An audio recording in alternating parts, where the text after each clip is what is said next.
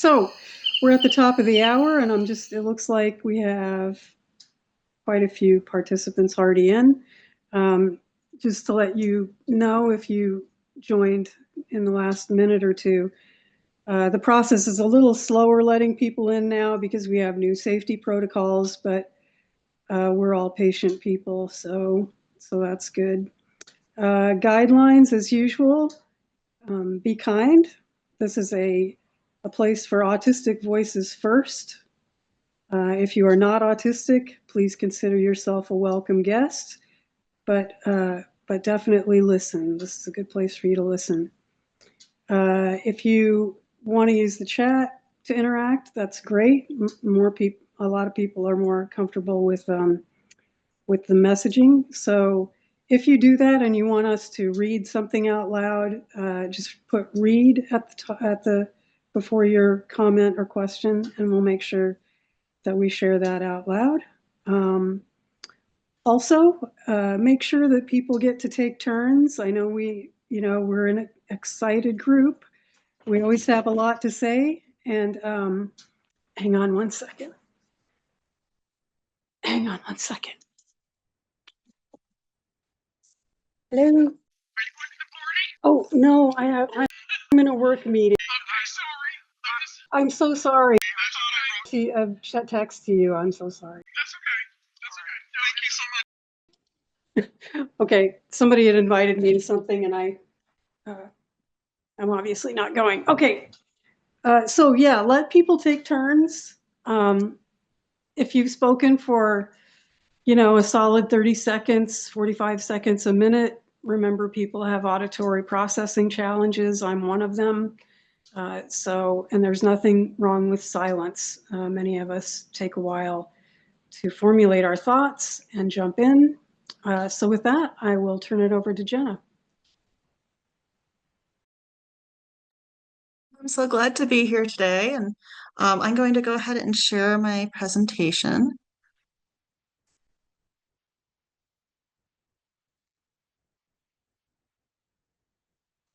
Can everyone see this, the presentation?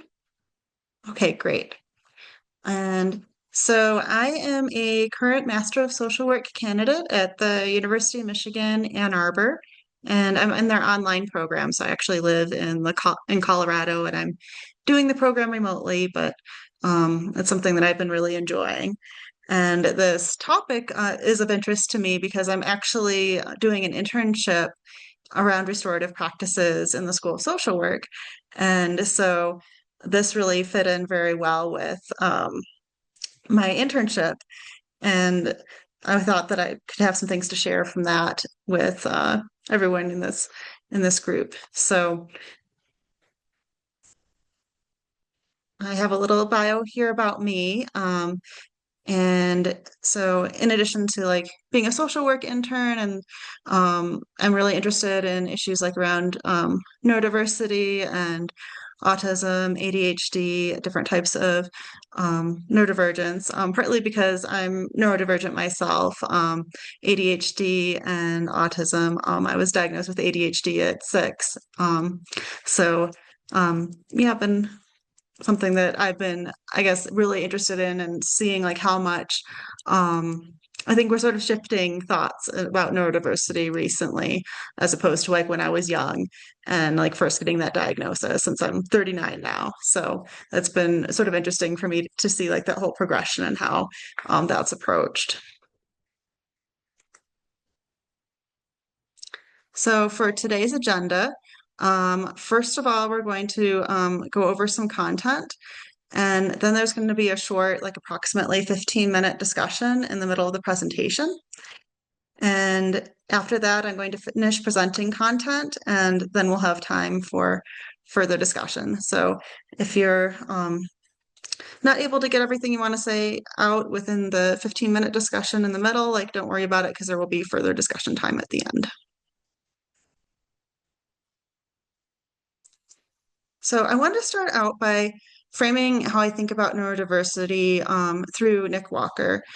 Nick Walker has really done some really great articles and research around neurodiversity, and and her works have really helped me think through how to view being neurodivergent. And so I wanted to share this first as like my framework of how I think about neurodiversity first. So here's a couple of really great quotes from Nick Walker. First of all is neurodiversity, the diversity among minds is a natural, healthy, and valuable form of human diversity. So I think this is really helpful and also sort of moving away from thoughts that are pretty prevalent about negative attitudes towards people whose minds might function differently. So it was really refreshing for me to read Nick Walker's works. And there's also another quote here I wanted to share. There's no normal or right style of human mind any more than there is no normal or right ethnicity, gender, or culture. So Nick Walker really looks at neurodiversity as similar to other types of human diversity, like ethnicity, gender, or culture, and then goes on to say that people can have like privileges and oppression based on neurodiversity, similar to how people could face the same issues like based on ethnicity, gender, or culture as well.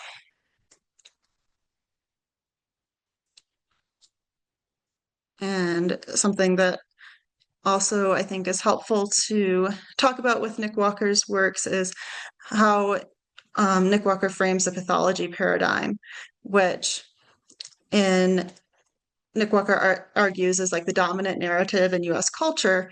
And this is leading to assumptions that stigmatize autistic people. And the first assumption is that there is a normal or right or healthy way for human brains and minds to be configured and to function, or at least one relatively narrow normal range. And the second assumption that Nick Walker brings up as being part of this sort of dominant narrative in US culture and also in many other cultures in the world around neurodiversity currently is that if your neurological functioning and configuration and as a result your way of thinking and behaving diverge substantially from the dominant standard of normal, then there is something wrong with you. So this idea that you have to sort of fit into this very narrow way of how your brain can function. And if that isn't happening, then there's something wrong. And I think we see that reflected a lot, even like is moving in the field of social work, I'm learning how like the people make diagnoses and for social workers and other people in the mental health field, we use something called the DSM, the Diagnostic Statistical Manual, or similar manuals that to diagnose conditions. And so, but if you look up like ADHD, autism, and other types of neurodiversity, it's really framed in completely negative terms. And it's really all looking at ways that all the differences as deficits and as negatives. And I think this is problematic because this sort of, when people can get that diagnosis, unless a clinician has been trained and like purposely tries to think outside of that model, it can be in very negative, like deficit focused terms. And I think that can also expand out to society at large, how they view people based on thinking it's a completely deficit model. And then if you think that things are in a deficit model and that the autistic person has these deficiencies, then I think it's easy to, then they could go and say, well, it's the autistic person who needs to change rather than society, I think is sort of the next step that can happen very frequently. And I think like looking at my own diagnosis, especially like, back in like it was about 1992 when I was diagnosed with ADHD. So this is a long time ago, but it was like a 6-page thing because at that point they did a really thorough evaluation. And if you look at it, it's like completely deficit terms. Like there's nothing really positive or trying to seek out strengths. And because I think there's a lot of things that are differences that people could either look as a deficit or just as a difference that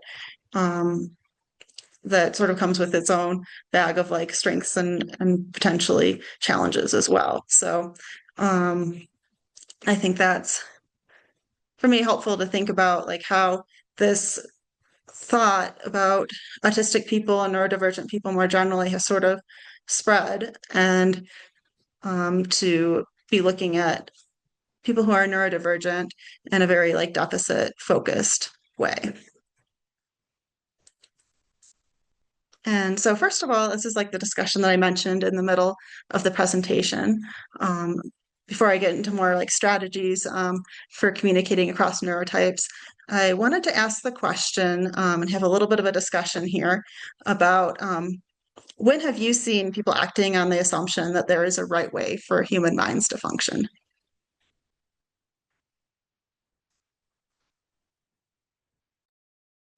Well, certainly in my personal relationships, even when they're close, it seems like when people are under stress, uh, by default, they sort of go into there is one right way to be or communicate. And since I can see all kinds of points of view at any time, um, that begins to be a problem. Insofar as I end up capitulating to their view because I'm more flexible, if that makes sense.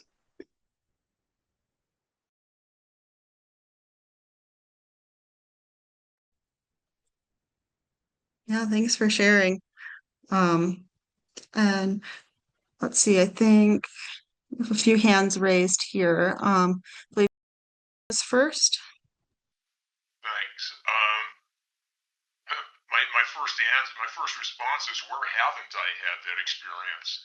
But the first thing that came to me, yeah, I see nodding heads, and there's a nod hood or dashboard ornaments. Um, so I started sense to see psychiatrists when I was 9 years old, and clearly he created a context where there's a right way for my mind to function, but he's not going to tell me. I have to find it out somehow on my own.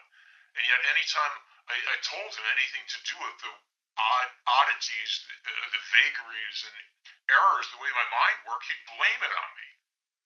And and from that point on, I mean, I saw that everywhere in every aspect of life, to the point where I became self-pathologizing, to coin a phrase, unless it's been done already. All right, my 30 seconds is up. Thanks for sharing. Oh,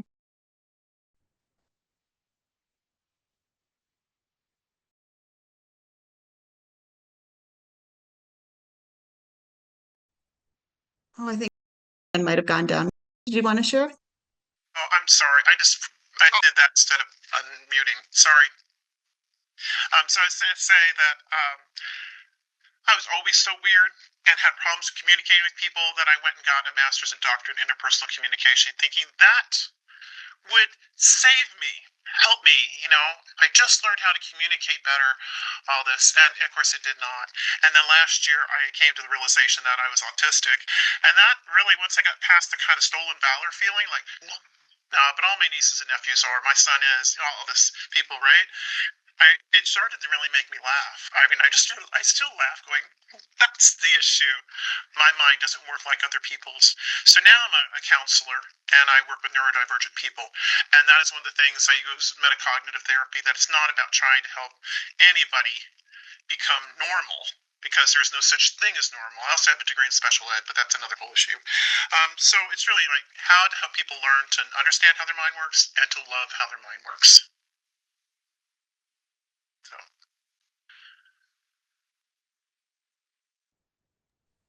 Appreciate that. It's great to see somebody else in the mental health field here too.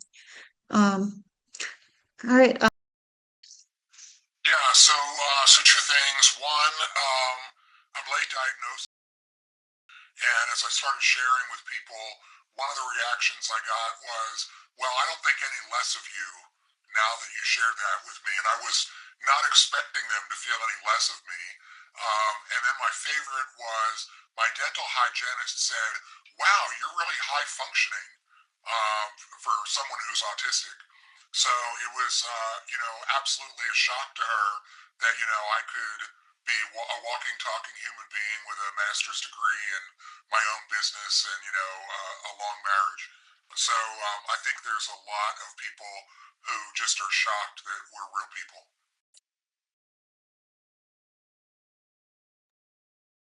Great. Yeah, thanks for sharing, Don. Yeah, connected to what I was just saying, I think it's interesting too that neuronormative society seems to think that conflict, that it like unsolving conflict, unsolvable conflict, is a normal baseline for communication. I remember saying to someone a while back, sorry, I lost my train of thought. Oh, that autistic culture seems to be based on the assumption that we're all in it together. We want everyone to thrive. We're very quick to share what we're good at, what we're not so good at, so we can become sort of a more than the sum of the parts organism.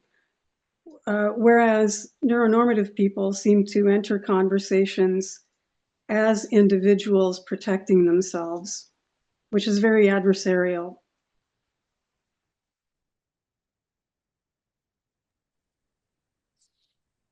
Yeah, I appreciate those thoughts about the differences between autistic and neurotypical communication.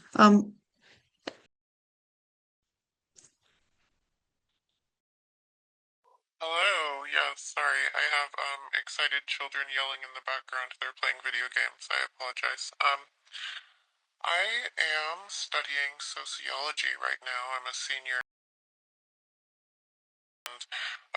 One of the things that I've been really digging into lately, especially in terms of social justice and intersectionality and everything, is the history of how social and emotional skills in this country since the 70s have significantly gone down.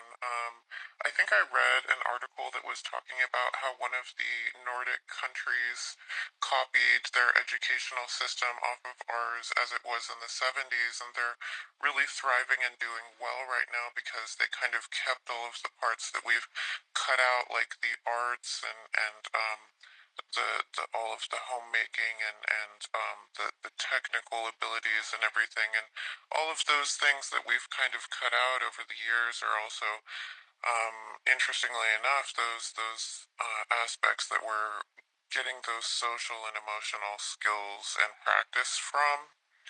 And so I think it's really interesting that particularly in my school district, we don't even have a social and emotional learning program in the K-12 district. I know that nationwide that's actually a pretty big deficit right now, and I personally, just based on what I'm studying, and think that it's almost kind of intentional the way that that's structured because in order to justify war, right, like we have to make conflict normal.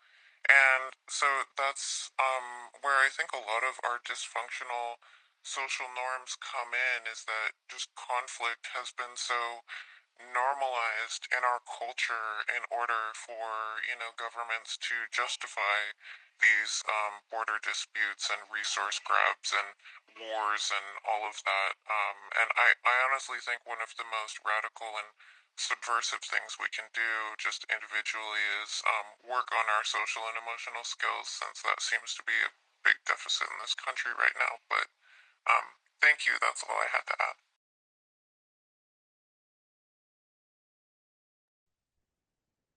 Yeah, I appreciate your thoughts about um, how there could be a deficit currently in knowing how to work through conflict and how maybe that could be even intentional, perhaps.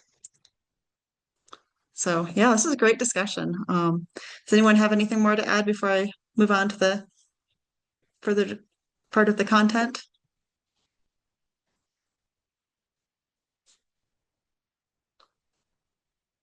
Oh, let me check the chat too. Um,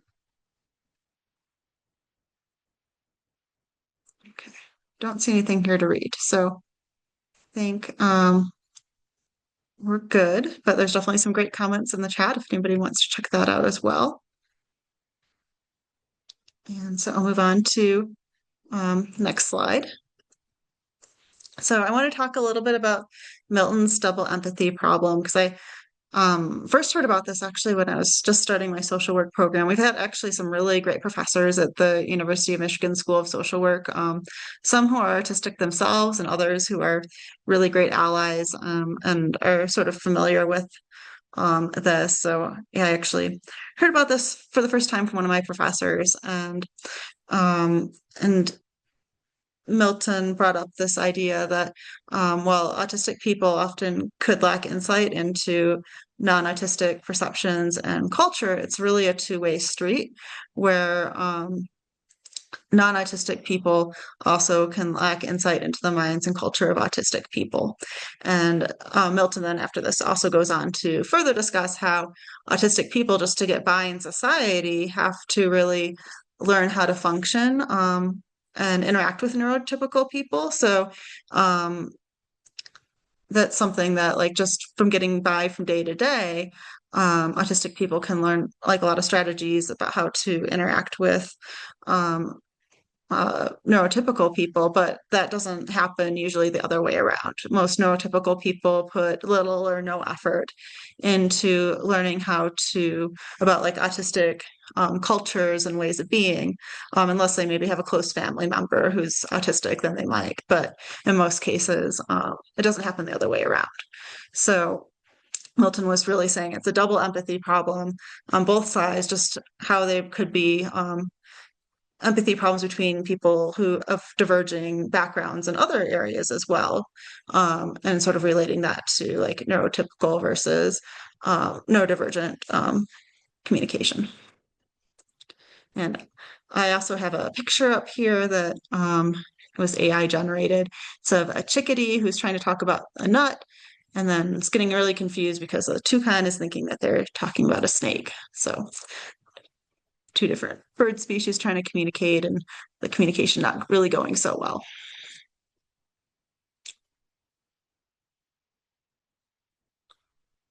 And so here I wrote down some different implications I was thinking about for autistic people. First problem is that when it's thought of that this should be really a one-way street, where if you have this idea that their autistic person has deficits that they need to overcome and putting the burden entirely on the autistic person to communicate, then there gets to be programs often put in place to teach the autistic person to be more neurotypical, like you could see ABA and other programs like that. And so being taught to make eye contact, taught to mask like your natural autistic traits and engage in neurotypical communication styles. And so that's sort of, I think, what happens from this whole idea of like sort of pathologizing and making it seem to be wrong to have that an autistic like way of being or a neurodivergent way of being. And also, I was just reading some articles that I found to be really interesting that that it's not just programs that are like being put into place and like these thoughts at a very planned level to change autistic people, but often like research has shown that very quickly neurotypical people will form negative impressions of autistic people, within just minutes of communicating with them. And so yeah, I thought that fascinating. And then it's not even at the conscious level, it's like sort of at the subconscious level without people being even aware of what they're doing a lot of times. And sort of this brings back to the next point of where does the problem lie?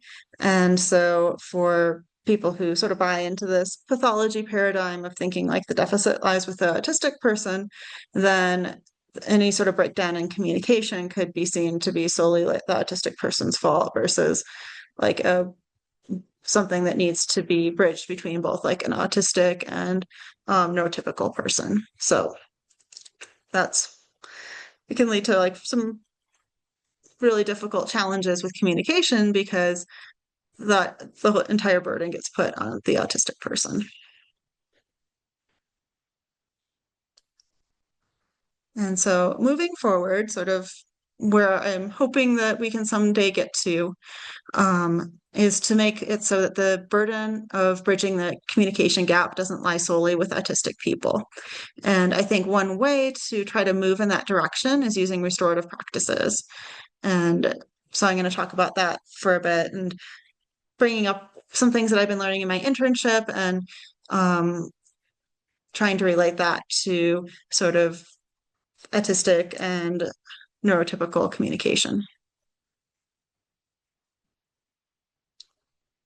So here's some points I put together for strategies when communicating across neurotypes. And a lot of this comes from actually an article that I did with my internship supervisor, Barb Hiltz, who does a lot of work around restorative practices. She actually has a really great Substack called Everyday Restorative Practices. So if you want to learn more tips about this, and she gets into much more depth than I'll get in my presentation, I definitely recommend checking out that Substack, which you can see for free.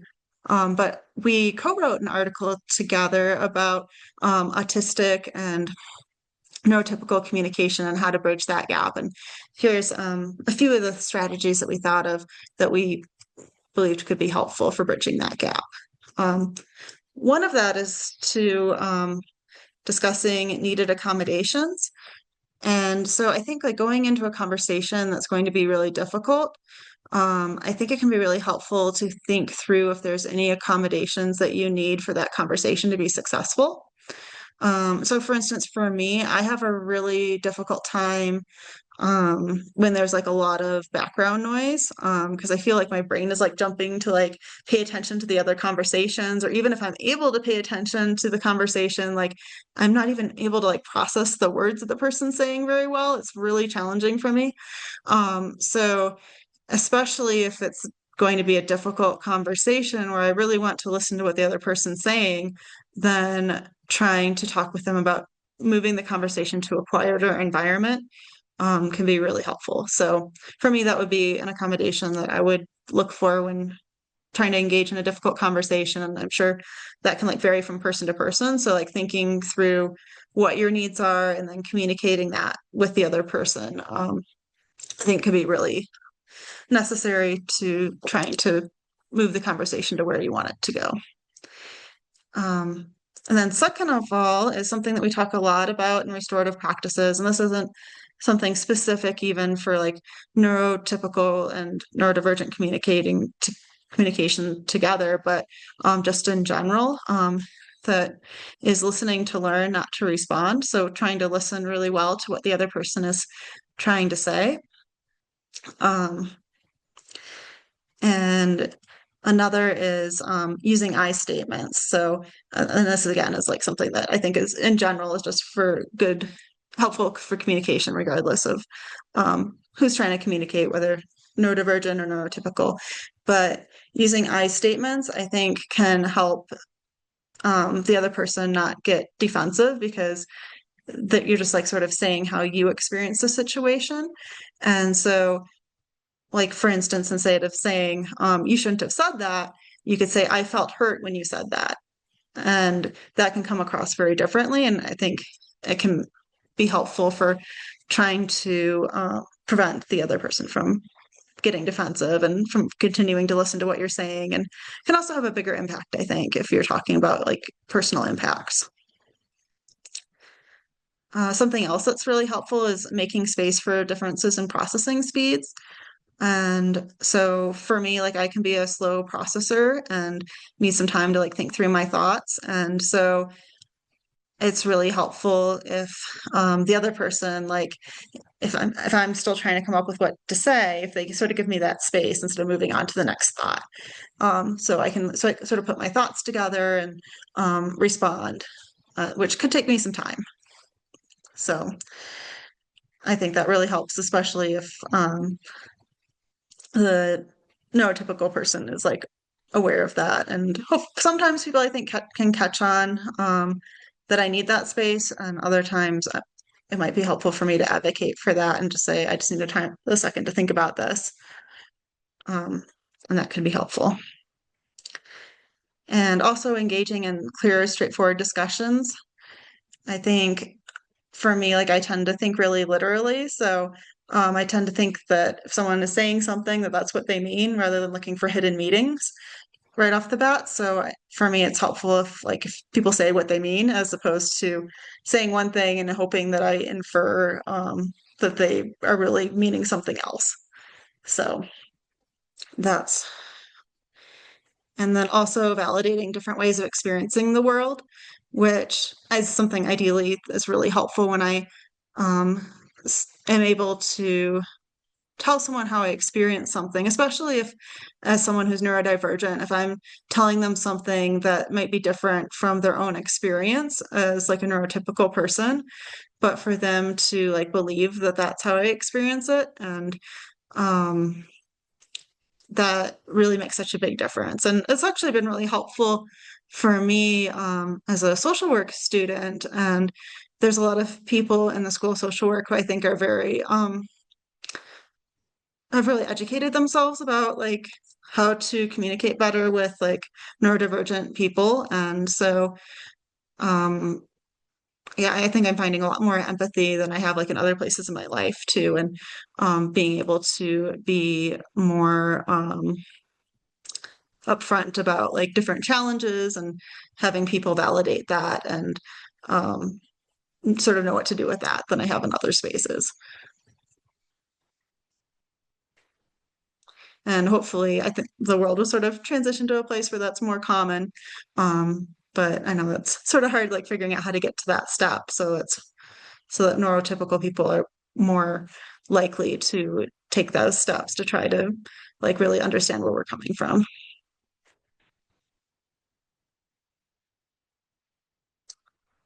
And now I'm going to go over a framework for difficult conversations, which is also something that Barb Hiltz came up with and wrote about in one of her Substacks on restorative practices.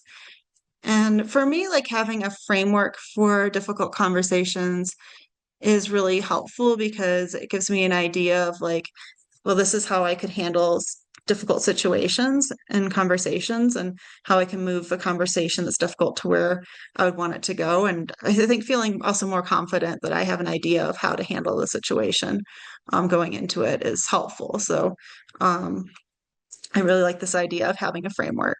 So part one is identifying the issue. And asking questions to find out about how the other person experienced what happened.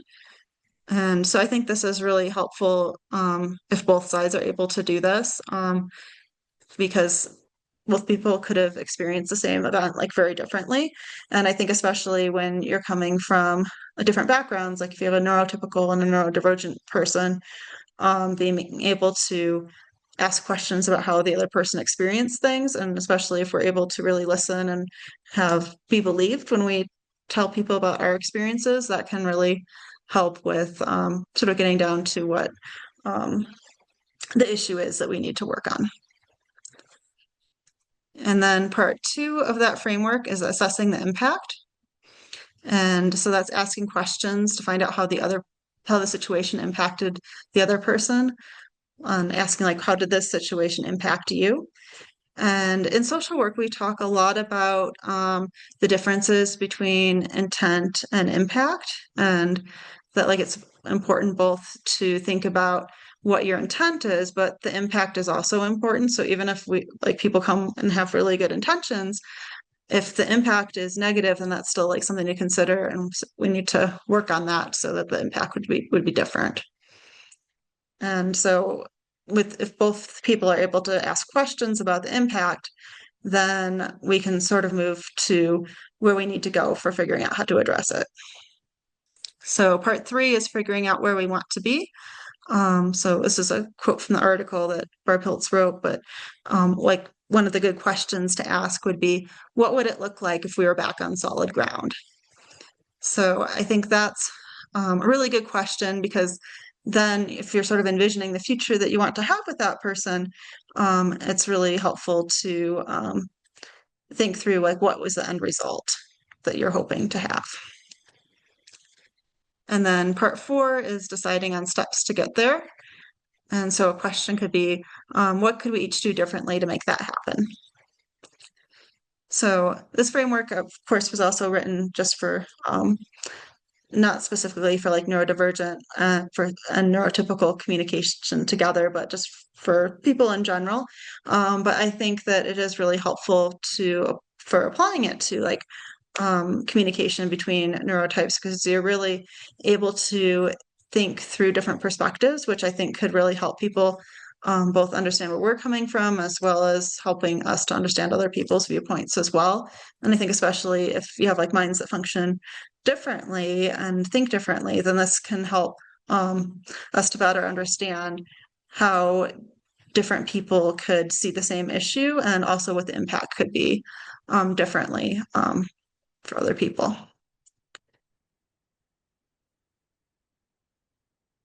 And also, I wanted to get into a little bit about regulation techniques and difficult conversations. And these are things that have worked for me personally. And I think like different regulation techniques could work well for different people. But for me, especially if it's a really heavy, big issue that's going to have a big impact, then scheduling a time to talk about it rather than like you first find out about the issue and having the discussion right then, like that can really be helpful for me to give me time to sort of process my thoughts and think about what I want to bring up. So I definitely think that there are times when scheduling a time to talk can be really helpful for like bigger, more difficult conversations.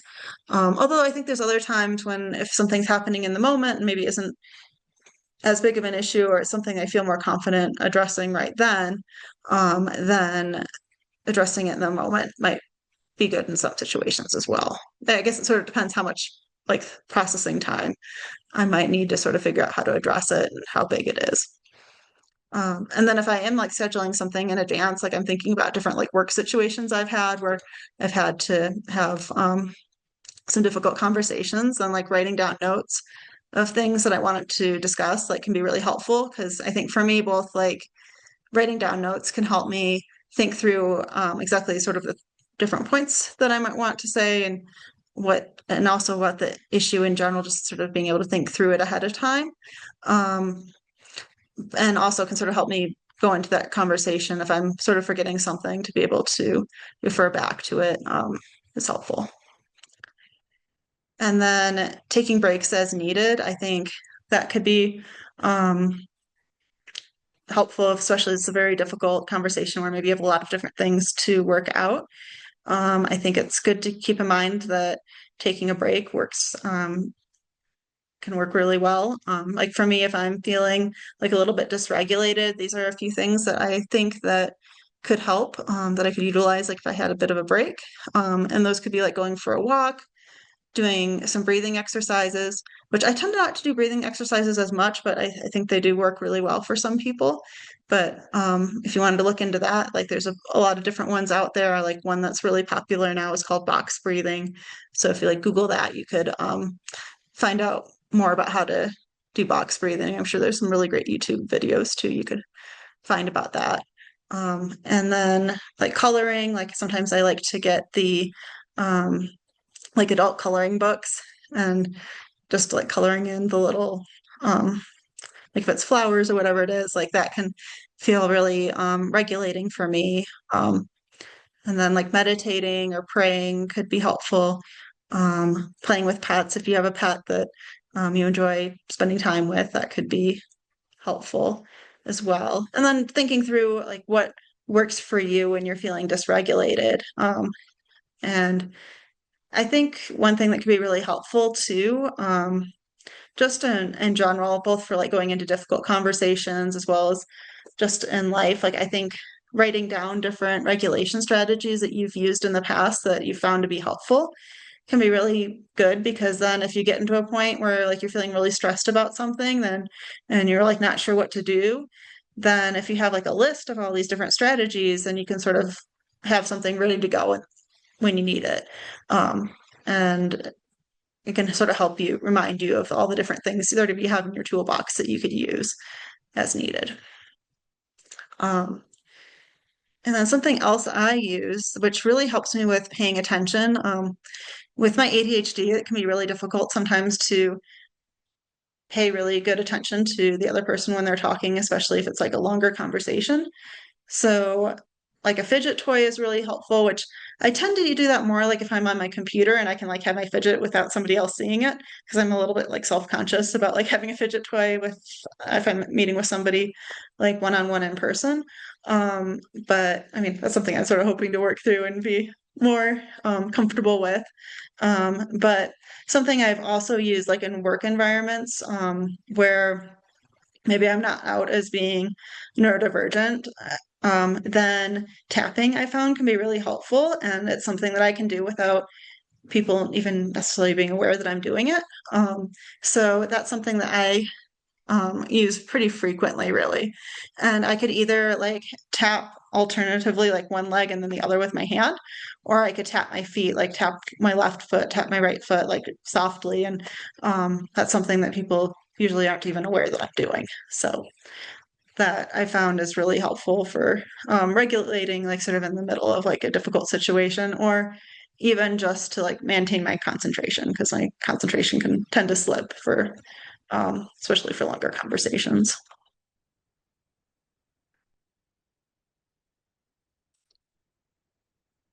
So here's some different sources that I use. So if you wanted to look more into the articles that I mentioned from Barb Hiltz, there's also Milton's original article on the double empathy problem and a website for Nick Walker. And yeah, all these are really great to check out. So if you wanted to look into those, I'd recommend that. And now I've gone through my content, so I'd like to have a discussion now. And I was thinking a good question to start out with would be which strategies have you found helpful in difficult conversations? If you would allow me to jump in, we're having sort of a meta situation on this very topic right now. So I have an auditory processing challenge, as I mentioned. Someone came in late, about 20, 30 minutes late, and asked if they missed anything. And I said, please don't come in late and ask a question like that because it's disrespectful. I should have chosen a different word like impractical. Uh, I I know my tone can't be read when I'm writing like that and trying to listen. Um, I sure didn't mean any harm or disrespect to anyone in turn.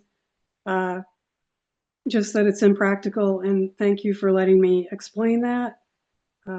So again, meta, I think it's good to slow down and just clarify and listen before you get angry at someone. So thank you all so much. Yeah, thanks for sharing, Don.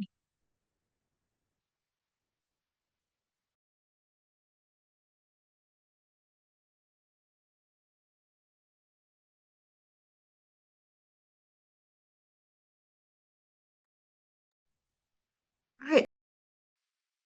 Yeah, so 2 points. First, I think these strategies apply to all people, and this is something I do in my work as an executive coach, is try to get people to understand that you're not making special accommodations for neurodivergent people. These strategies work for everybody. And my favorite one is to give people advance notice of the topic and what specifically you want to discuss, and give people time to reflect on it and not go into a conversation at a disadvantage.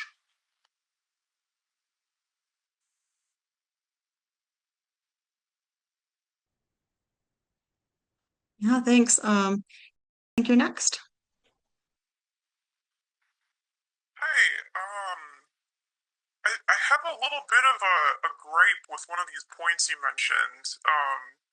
And it's not to say it's not all it's all the time, but like telling a person that I need to talk to them, or even if someone says to me, "Hey, I need to talk," it can create a lot of anxiety and this question of like, "Oh my gosh, am I in trouble? Like, what happened?" And this like rumination spiral can start happening of like, "Oh my gosh, like what could it be?" Like, I think sometimes just like talk like finding a moment when you're both like free and just saying like, "Hey, I need to talk. Is now a good time?" Yada yada. Just like do it. Just like drop the bomb right away can really just prevent some of that anxiety from happening, because I don't know, I have a very big imagination, and I'm just like, oh my gosh, what could it be? Are they gonna break up with me? Is it like a friendship?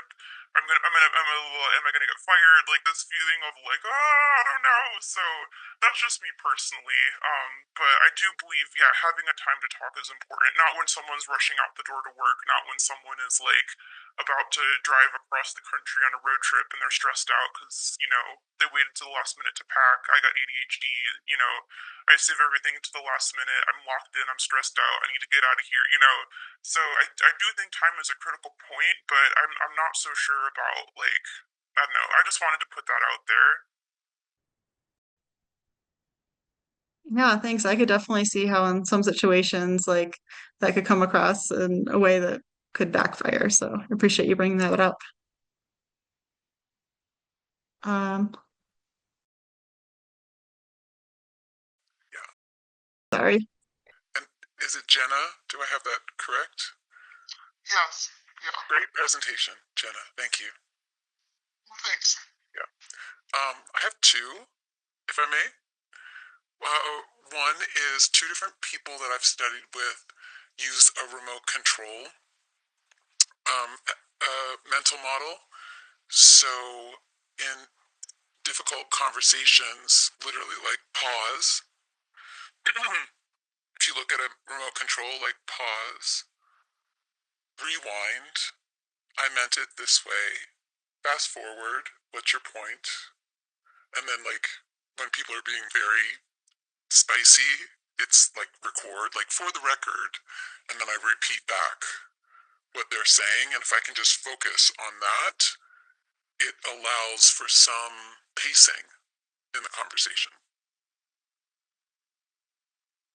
So that was one. And then the other one was just there's another woman who talks about feelings and how neurodivergent people very often are feeling the field, if you will. And the other strategy I have is a little bit woo-woo, but it's just like how much of this is mine. And people say more than more than not,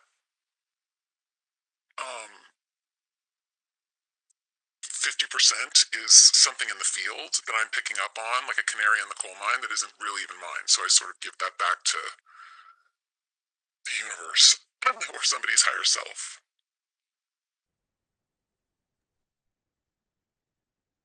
Yeah, thanks. Yeah, I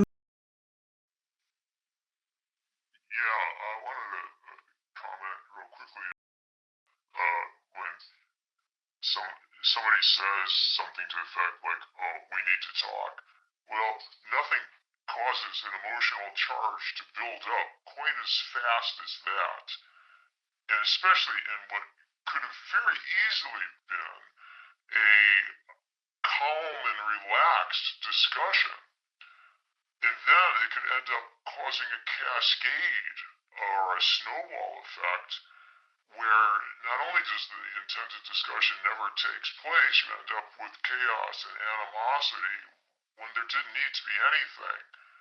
And I also wanted to comment on the double empathy problem. I've been aware of that since I was a kid. It just didn't have a name. And I would take the double out of it because um, I interact with plenty of neurodivergent people, and we all code differently. And when I say code and decode, it goes both ways. So we code our affect state for projection or transmission or communication for our nonverbal communication, which is where empathy is really important. And then whatever we get back from the other party, we have to decode. Well, not all, there is no such thing in my experience. I'm using an I statement, or my statements, but there's no such thing as autistic empathy. It's not a thing. It's not a quantifiable, limited, definable, objective, independently verifiable entity. It is whatever it is for each individual. And so I would call it either the multi-empathy problem or just call it the empathy problem. But putting the word double in there actually, to me, in my experience, puts an emotional charge on the whole concept. And for me, it's off-putting. So I just wanted to mention that. But yeah, I can't hear anything if there's any background noise, especially running water. So I went through life without going to parties, without going to concerts, without going to bars. Not because I didn't like these places, because I couldn't hear a word. I couldn't even hear myself. And so I'm sure I'm not the only one who's experienced this and much worse than that. But I just thought I'd throw that out there. Yeah, thanks. I like the point that you brought up that there's like many different ways that autistic people could be. It's not just like one, like a neurotypical versus like one autistic model. So that's a great point. Yeah, we don't have a hive mind. Yeah, very much. Very true. Um, I think defining what certain words, phrases mean, it's the top down versus the bottom up processing. It's I used to find it difficult in relationships because while they are looking to point something out, to name it, assign blame, so that it doesn't need to happen in the future. Well, the bottom up thought is I want to backtrack all the way to find out what was going on and what the other person was thinking and what words were said that they thought and or that I thought, and get to the root of things to make sure that it never ever ever happens again. Because how I feel right now is just tragic and lost, right? So it can also help of deciding, throughout the conversation what certain words or terms mean can also help diffuse any emotions bringing up situations where that word gets used, so that we both are speaking the same language, if you will.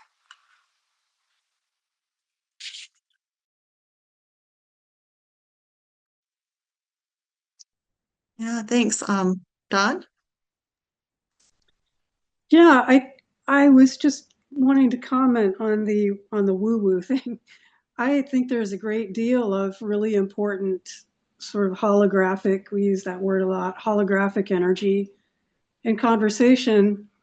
And I often get into trouble because I assume someone is going to feel my intentions or feel where I'm at, and then the words are secondary because that kind of speaking beyond just energy is sort of a second language for me, if that makes sense.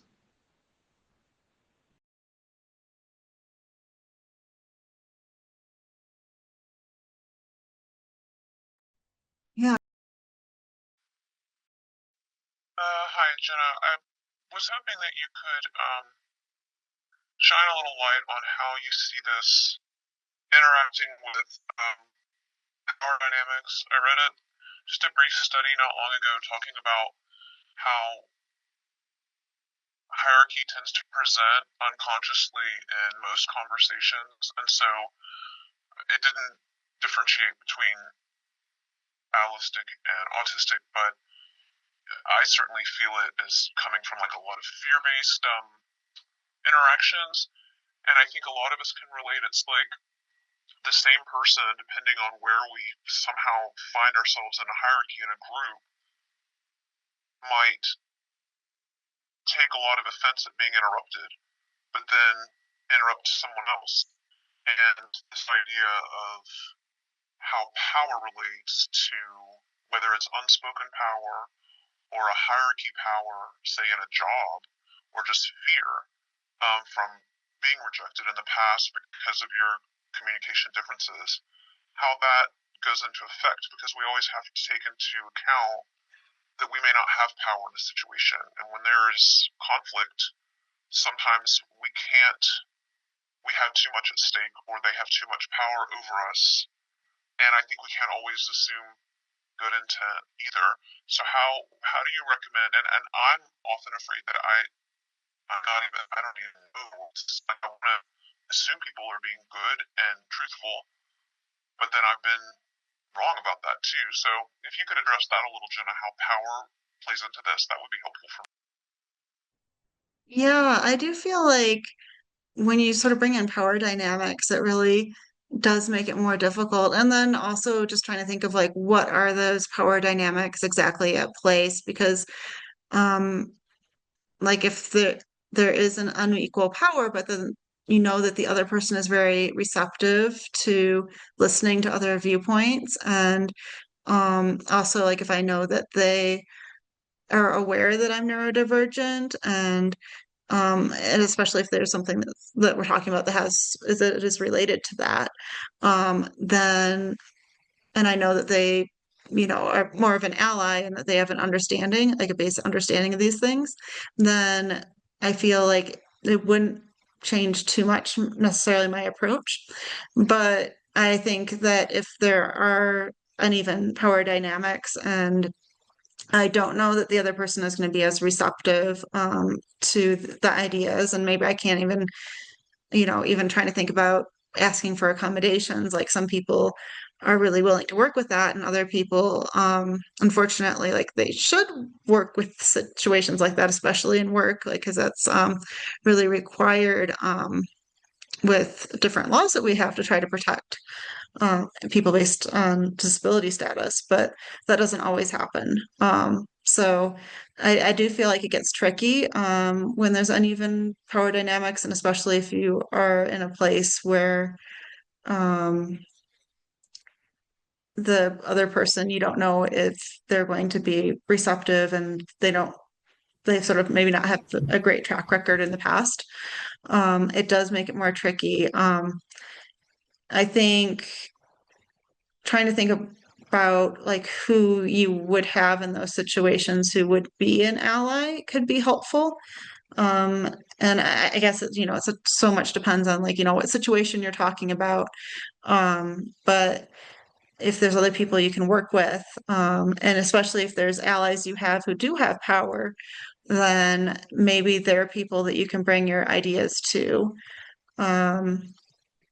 And I think sometimes for me, when I'm bringing an idea to somebody who has more power than me, and I don't know if they're going to accept my idea, then maybe instead of like saying, like, I think we should do this, I might say, like, um, what what would happen if we did this? Or what could this look like if we approached it like this? Or I wonder if we did it this other way, what might happen?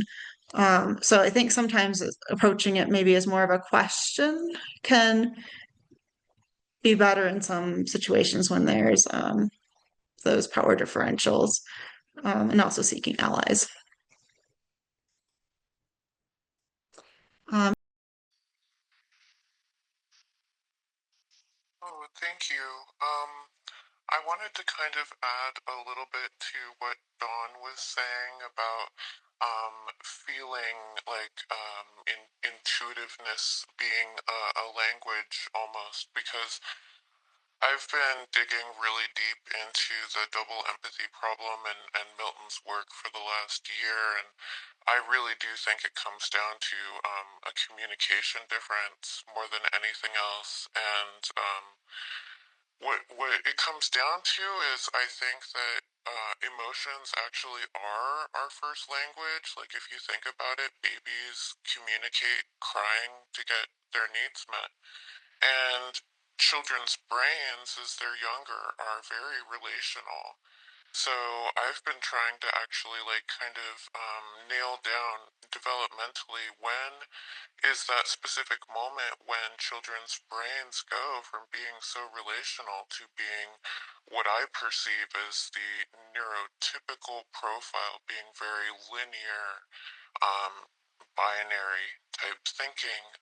It just kind of flattens their empathy and understanding, and they lose that ability to communicate with those feelings and empathize with other people like we do. And so I've been trying to figure out, how do we resolve the double empathy problem? What exactly is the disconnect here?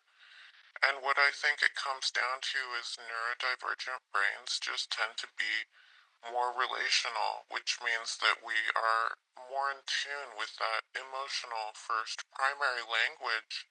And the neurotypicals, it gets flattened because at a certain age, around 8 or 9, that's when their brains are becoming more binary in the logic, and the reason for that is I believe it's the language that we use. English is a very linear, very binary logic language, and I think that it just kind of like solidifies the empathy out of us almost. It really, that linear logic, it just flattens the affect. And so I think there is a way to resolve the double empathy problem, but I think it would involve adopting a language that is more relational, like indigenous languages, because that would bring the empathy back in.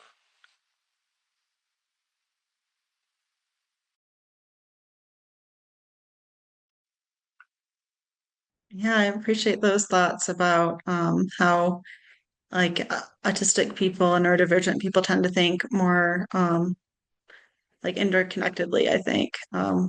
Which yeah, I definitely feel in my own experience. Like everything seems like connected to other things and as opposed to being like very linear. So and how that yeah, and how children so and I sort of wonder like because you sort of learn about the pruning process and when we were studying child development and how like babies are born with all these connections and it's actually as the babies grow up they have this pruning process where a lot of connections are dropped that they're not using as much and so but the I was reading that like autistic people and I think ADHDers also like tend to like maintain a lot more of those connections than neurotypical people do, so I sort of wonder if it sort of has to do with brain structure too. Don? Yeah, I wrote a paper about the inherently violent nature of language and how power structures use it, for example, with academic jargon to exclude people and to cut them out. And the very nature of language, just generally, since we have consonants, cutting ideas apart, right? Bonobos have a vowel-based language where everything flows and it shows up in their culture, whereas we focus on these cut apart little words for arbitrarily cut apart little ideas, and so on and so on, which makes it a particularly dangerous tool for power dynamics.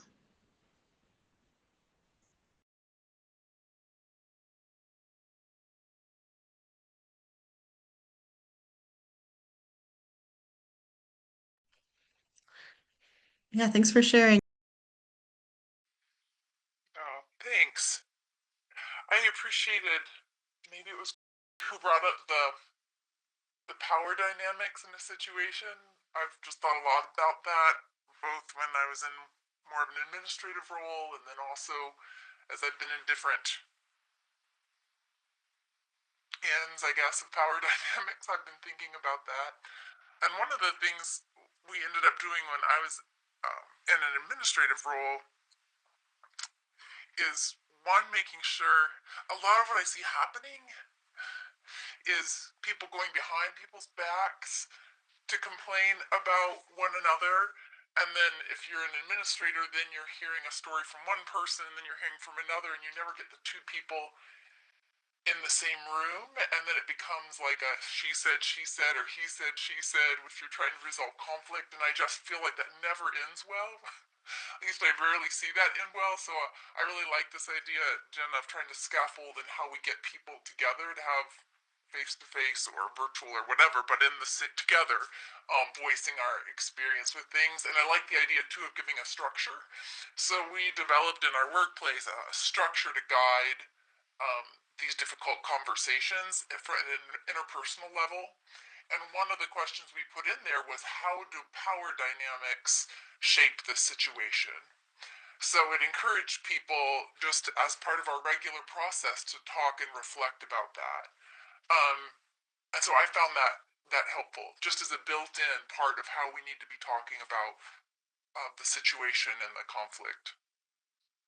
That's all.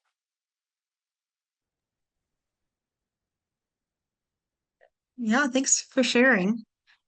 Do we have anyone else who would like to comment? I'm looking in the chat to see if there's anything here that says to read. There's quite a few comments. Yeah, there Um, is one I can read out loud. I do see okay. that, so I'll read it. I use the term relational integrity to describe how important alignment between words and actions is for me as an autistic person. Uh, it is the feeling base. When that alignment is not there, it can affect my sense of safety and orientation in relationships. Uh, Something else I notice is that when neurotypical people move quickly, differently, emotionally, or uh, conversationally, I may not have moved on yet. For me, relational integrity also includes pacing, having time for meaning, repair, and follow through before a conversation is considered, quote, finished, unquote. I want to be clear that this is not about being unforgiving. I understand misunderstandings happen, but consistency really matters for trust.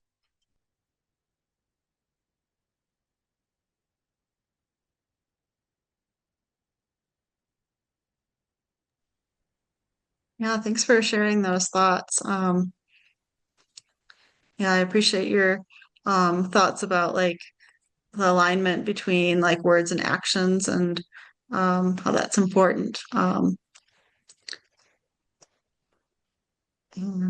yeah, some more comments in the chat about power dynamics, being and thinking about that being helpful for structures for guiding communications.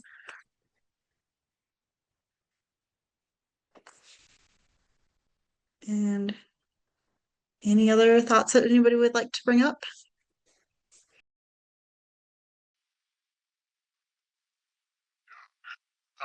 Thanks. When I was thinking through all this, and I meant to say is that a funny thing in interpersonal communication, which I studied and taught for over 30 years until about 5 years ago, is that very rarely in the discipline does anybody ever want to talk about what they call the dark side of communication.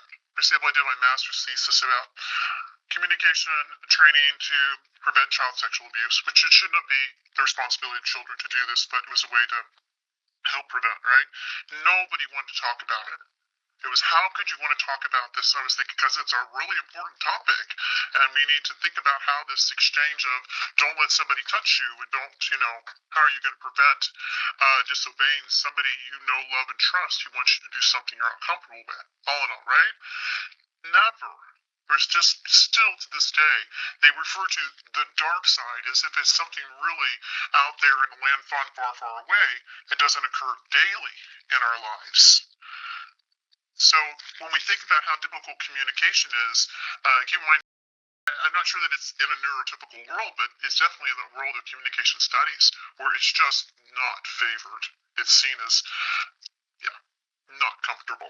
So it's not a wonder that we're struggling when it's just not talked about.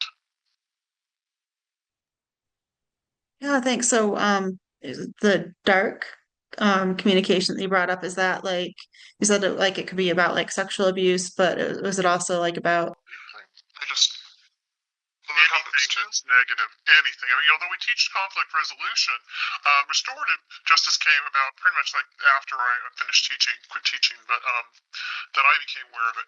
No, it's anything like conflict management, but I'll give you an example. I don't want to take up too much time. Is that communication, relationship maintenance came about in the early 90s or so. We'd already had how to terminate and how to initiate relationships, but how do you maintain them? And everything they talked about was all these nice things. And I mean, I worked with one of the professors who, he was one of the originators of this whole approach, right? And I said, it sounds like a Boy Scout creed. Be prepared, be honest, be kind. We did it. And I was like, that's not how people maintain relationships. They maintain it by withholding kindness, withholding affection, that they make you kind of work harder for it. And, it was like I had made this cardinal, sin. Here I am, my outspoken self. Now, the professor didn't mind, but the rest of the students did. They're like, oh, no, we're not going to talk about that ugliness. No, that's what dark side. It's anything that's not Pollyanna, toxic positivity, although that was not a term in the 90s. So one of the things we do is we do talk about it. We bring it right up, right front and center.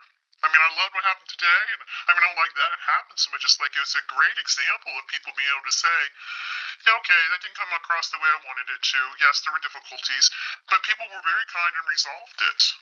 Well, that's what we do. But that's not what's taught about how to do it. It's what's taught is hide it away, push it, shove it under the carpet, pretend it didn't happen. Do not tell the emperor that he's naked. Yeah, I love how that was like addressed. Yeah, right here. It's definitely very meta to have that example. So I've appreciated, like that was great. Hi, I'm wondering if you could give some more examples of scripts to use when engaging someone in a hard conversation that needs to happen. I'm a big scripter, and I think it helps me ease some anxiety when I know what I'm gonna say. I oftentimes really freeze up when I feel a conflict with somebody, or I just get super anxious, and it's like something I just can't stop thinking about. I think part of it is like a verbal shutdown that happens for me, and I'm wondering if there's anything that you say or anything you've heard that feels really good that we could I don't know take notes on or something.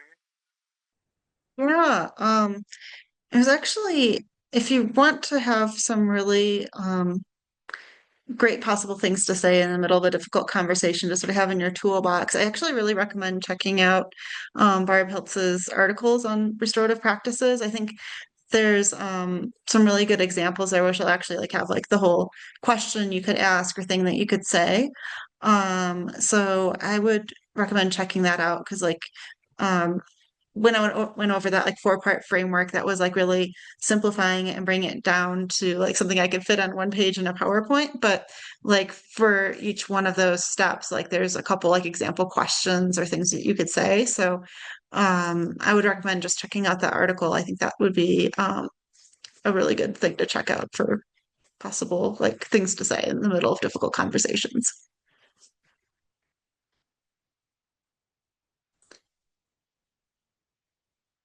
All right. Once again, I have to respond. She brings up some really great points. Um, I I like the idea of having a practice conversation when it's something where it's going to be so emotionally charged that it becomes physically difficult to even formulate and deliver words, or not start dissociating. And think of it this way, everything we do is acting. It is, no matter how natural it comes across, it's still acting. And so there's nothing wrong with doing a rehearsal. And then, once it's rehearsed, when the actual conversation takes place, it's more likely to become natural after rehearsing than if it's done naturally. If that is a bit of a twist, but it's been my experience to have a discussion with somebody else that's not a stakeholder and show yourself, show your mind that there's no danger. The more that danger is taken out of any conversation, and danger exists in people's beliefs primarily, then the emotional charge goes away. And I just thought I'd bring that up.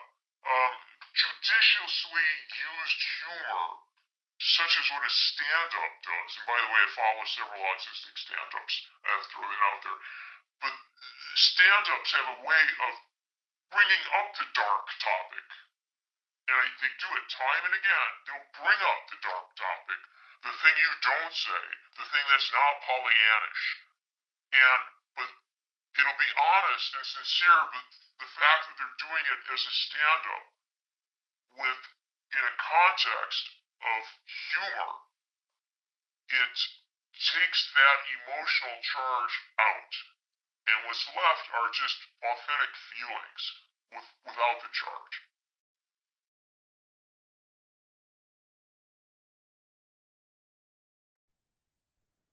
Yeah, I love the idea of like role playing and bringing in humor potentially too. I find also myself like when I'm trying to, especially if it's a very difficult conversation and maybe trying to figure out like how to even approach it, having like a few trusted people to like maybe talk about it and bring up how I want this conversation to go potentially and what I want to say. Like that can really be helpful. And also just having someone to bounce ideas off of. Uh, that's always a great idea.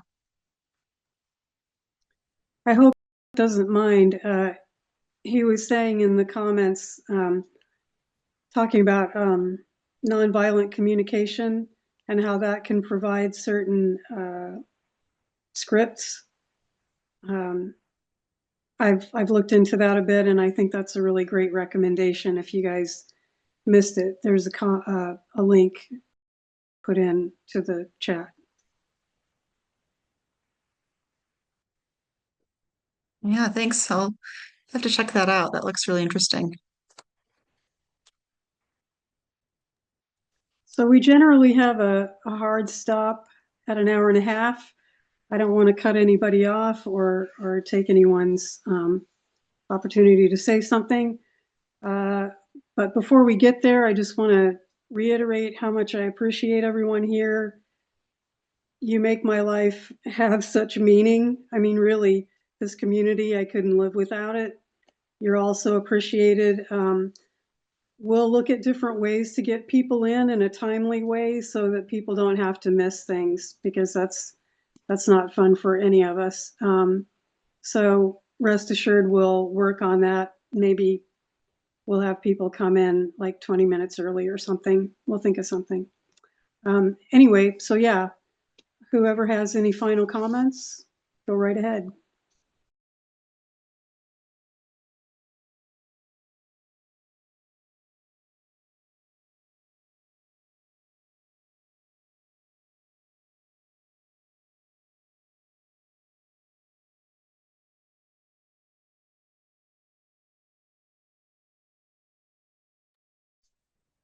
Okay, well, if everyone is finished, I guess we can close down. I hate to say goodbye. This was such a great session to kick off the new year. Such a perfect tone. We have many more exciting events coming up. If you're on the Facebook platform, you can just scroll all the way over to the right and there's a little events button. If you click on that, it'll bring up everything that's coming up for the next many months. So please check that out. I'm letting everyone know that we are having to register now. Even if you don't, know for sure you'll make it, it would be great to have you to mark either interested or going so that we can reach out to you and give you the information when it's time. And if you have any questions, comments, feelings, never hesitate to reach out to me or Roger. Again, you guys are so deeply appreciated. Thank you, thank you, thank you. And Jenna, what a lovely job. Thank you so much. I really appreciate you. Yeah, thank you for putting this together, Don. This has been such a good discussion. I've loved hearing everybody's viewpoints, and I feel like I've learned a lot too. So it was great having this conversation with all of you. Wonderful. Well, hopefully we'll see everyone next time. And as usual, I forgot to mention, we always invite people to carry on the conversation if you're on the Facebook platform, which is more what I manage, and Roger does the other ones. But if you're on Facebook, you can go underneath the advertisement for this session and continue the conversation in writing if that's easier for you. Definitely, usually more easy for me to do it that way. Yeah. So hopefully we'll see you all soon. Thanks again so much.